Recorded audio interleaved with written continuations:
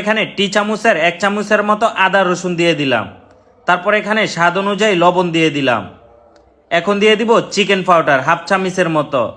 তারপর এখানে 1/2 চামচের মতো হোয়াইট পেপার দিয়ে দিলাম। এখন দিয়ে দিলাম 1/2 চামচের মতো ব্ল্যাক পেপার। তারপরে দিয়ে দিব 2 চামচের মতো কর্নফ্লাওয়ার। আর কর্নফ্লাওয়ারটা অবশ্যই আপনারা দেওয়ার চেষ্টা করবেন। তারপরে এখন দিয়ে দিলাম সয়া সস, প্রায় 2 থেকে 3 চামচের মতো এখানে সয়া সস দিয়ে দিলাম। এখন খুবই সুন্দর করে ব্লেন্ডার করে নিব।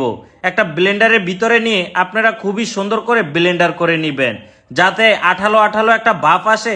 এভাবে করে আপনারা ব্লেন্ডার করে নেবেন। দেখেন আমি কত সুন্দর করে ব্লেন্ডার করে নিয়েছি। আপনারা বাসায় খুবই সুন্দর করে আমার মতো করে এভাবে ব্লেন্ডার করে নেবেন, অথবা আপনারা পাটায়ও বেটে নিতে পারেন। আপনাদের বাসায় অনেকের যদি ব্লেন্ডার না থাকে তাহলে আপনারা পাটায় সুন্দর করে বেটে নেবেন, তাহলেও হয়ে যাবে।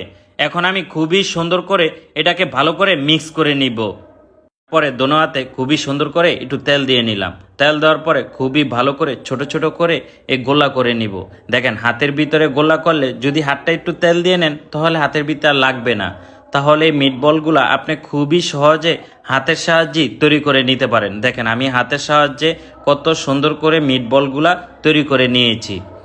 এখন আমি একটা কড়াইয়ের ভিতরে পানি দিয়ে দিলাম। তারপরে এখানে একটু লবণ দিয়ে দিলাম। পানিটা কিন্তু হালকা হালকা কুসুম গরম, বেশি গরমও রাখা যাবে না। এটা কিন্তু একটা টেকনিকের ব্যাপার আছে। এখানে বেশি গরম রাখলে আপনি মিট বক্সগুলো হবে না। এখানে কুসুম কুসুম গরম পানি আপনাকে রাখতে হবে।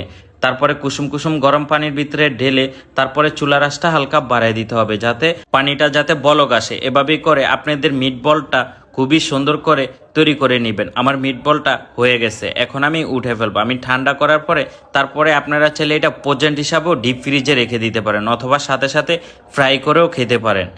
এখন আমি ফ্রাই করে নিব, যাতে করে আমি এটা পরবর্তীতে সেল করব, সেজন্য আমি এখন ফ্রাই করে রেখে দিচ্ছি।